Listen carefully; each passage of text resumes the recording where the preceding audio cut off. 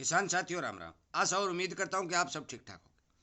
साथियों, एक अहम अपडेट आपको बताने जा रहा हूं और ये बात मैंने 1.5 महीने 2 महीने पहले एक वीडियो के माध्यम से भारत का नक्शा बना करके उसके ऊपर हूबहू पहले बता दी थी, परंतु फिर दोबारा बतानी पड़ रही है। क्यों बतानी पड़ रही है? क्योंकि राजस्थान के किसानों का एक मौसम का ग्रुप है। उस ग्रुप में जितने भी किसान जुड़े हुए हैं वो सारे के सारे मौसम की जानकारी देने जा रहे हैं, किसानों को फायदा कर रहे हैं। और उसी ग्रुप में मैं भी जुड़ा हुआ हूं और उस ग्रुप के काफ़ी सदस्यों के मेरे पास ये फ़ोन आ रहे हैं कि आप लगातार वीडियो बना रहे हैं, तो क्यों ना एक वीडियो मौसम के ऊपर बना दिया जाए। साथियों, मैं इसी तरह की जानकारी जो आपको देने जा रहा हूं, इसीलिए तो कहता हूं कि आप चैनल को सब्सक्राइब करेंगे तो आपको फ़ौरन वीडियो मिल जाएंगे। क्योंकि मैंने 2 महीने पहले वीडियो बनाया था और अब दोबारा फिर वही वीडियो बनाने जा रहा हूं और उसी बात पर मैं कायम हूं। आप गौर से सुनिए और यदि ये बातें गलत लगती हों या आपको आगे आने वाले भविष्य के अंदर सही साबित न होती हो तो मेरे फ़ोन नंबर बहुत से किसान भाइयों के पास है। साथियों, गौर से सुने। आपने पिछले 10 वर्षों में लगातार ये देखा है कि उत्तर पश्चिमी भारत के अंदर बरसातें कम होती जा रही हैं। तो उत्तर पश्चिमी भारत के अंदर कौन सा एरिया आता है, पहले ये बात समझने की कोशिश करिए। उत्तरी राजस्थान का चाहे हनुमानगढ़ हो या गंगानगर हो, ये एरिया पूरा का पूरा जो है उत्तर पश्चिमी भारत में आता है। हरियाणा उसी में आता है, पंजाब उसी में आता है, हिमाचल प्रदेश उसी में आता है।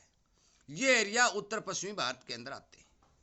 अब कुछ लोग कहेंगे कि ताऊ जी, हनुमानगढ़ में तो गंगानगर में पिछले साल भारी बरसात हुई थी। मैं मानता हूँ हुई थी, परंतु मैंने उस वीडियो में ये भी कहा और आज भी कह रहा हूँ कि साथियों, खंड वर्षा होगी, खंड वर्षा होगी। पिछले साल हरियाणा और पंजाब के अंदर 30% बारिश की कमी थी, हिमाचल प्रदेश के अंदर 15% बारिश की कमी थी।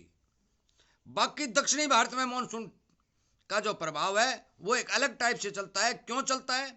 कि जो पहले जमाने के अंदर बंगाल की खाड़ी से जो नमी वाली हवाएं उठ करके, जो विक्षोभ तूफान उठ करके अरब सागर से आने वाली मानसूनी हवाओं को प्रभावित करके जो हिमालय पर्वत के साथ टकरा करके पंजाब, हरियाणा और उत्तर पश्चिमी राजस्थान के अंदर बरसातें किया करती थी, वो पैटर्न अब बदल चुका है। वो पैटर्न बजाय उत्तर पश्चिमी भारत और हिमालय पर्वत की ओर जाने के बजाय वो नीचे से दक्षिणी भारत के नीचे निकलता जा रहा है, जिसके कारण हमारे बरसातें कम होती जा रही है। पहले पुराने ज़माने में आपने देखा होगा और बूढ़े बुजुर्गों से आप पूछ लेना, आपको पता चल जाएगा कि गांव के अंदर कच्ची गलियां हुआ करती थी, जोड़ बड़े बड़े हुआ करते थे और 1-1 फुट गांव में पानी चढ़ जाता था, गलियों में पानी बगता था, जोड़ कुएं सब भर जाते थे। परंतु आज वो स्थिति देखने को नहीं मिल रही है। इसका सबसे बड़ा कारण जो ग्लोबल वार्मिंग है, जो घरेलू वार्मिंग है, मैं दोनों को दोष दे रहा हूं। लगातार गर्मी बढ़ती जा रही है और बढ़ते हुए तापमान के अंदर मान के चलो भी कोई भी सिस्टम है वो अप्रभावी हो जाता है, उसका प्रभाव नियमित रूप से नहीं रहता, सारा संतुलन बिगड़ जाता है। आप माने या ना माने वो आपकी मर्जी, परंतु उत्तर पश्चिमी भारत के अंदर खंड वर्षा होगी। 4 गांव में बरसात हो जाएगी तो 10 गांव खाली सूखे, ये देख लेना। और आप देखते भी हैं, 5-7-10 साल आपको देखते हुए हो चुके हैं। सामान्य बरसात बता रहे हैं, उत्तर पश्चिमी भारत में मौसम विभाग वाले सामान्य बता रहे हैं, परंतु सामान्य इनका मुझे नहीं पता सामान्य बिना सामान्य क्या होगी, परंतु मैं जो बात बता रहा हूँ ये मौके के जो संकेत मिल रहे हैं, प्रकृति किसी को बख्शती नहीं। लाखों लाख पेड़ काट दिए गए, वायुमंडल को प्रभावित कर दिया गया, जहरीली गैसों का जो सिस्टम है वो वायुमंडल के अंदर लगातार बढ़ता जा रहा है। धुएं धूल अनेक तरह की इंडस्ट्रियों से पूरा वातावरण अस्त व्यस्त हो चुका है। साथियों, वो पिछली बातें नहीं रही। मानसून का नाम बचा है, नाम बचा है। जहां कहीं भी बादल पड़ेगा वहां 20 आंगड़ भी हो सकता है, 30 आंगड़ भी हो सकता है और 50 आंगड़ भी हो सकता है, और जहां नहीं होगा वहां सूखा भी रह सकता है। यही पैटर्न इस साल नहीं, जो जो आगे चलेगा जो यही पैटर्न चलता रहेगा, क्योंकि अब इतना जल्दी ये जलवायु परिवर्तन जो हो रहा है ये इतना जल्दी सुधरने वाला नहीं है।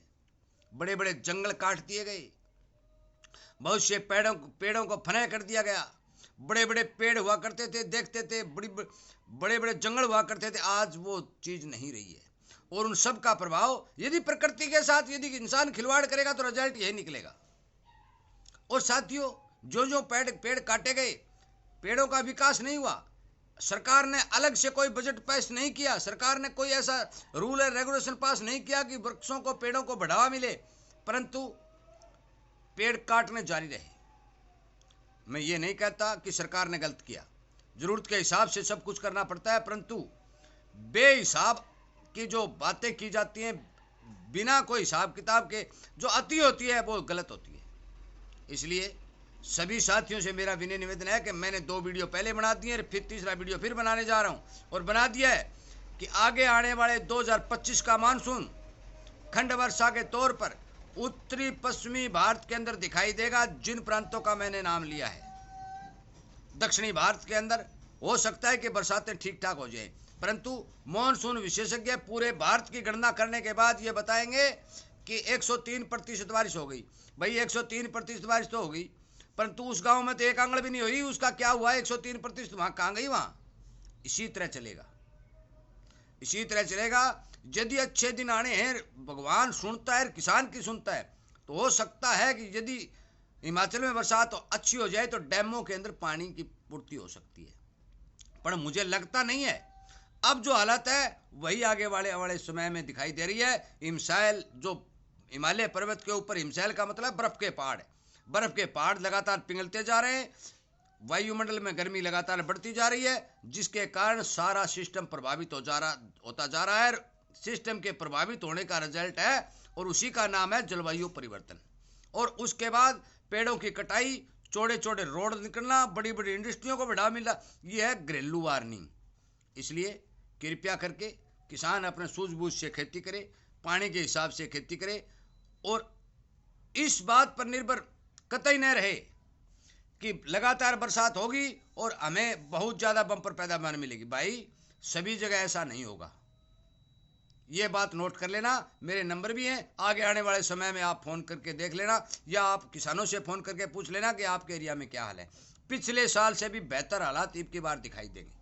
वीडियो सुनने के लिए, लाइक और शेयर करने के लिए आप सबका धन्यवाद करते हुए मैं वीडियो को विराम देता हूं, और उम्मीद करता हूं कि आप इस बात पर जरूर विचार करेंगे। जय हिंद।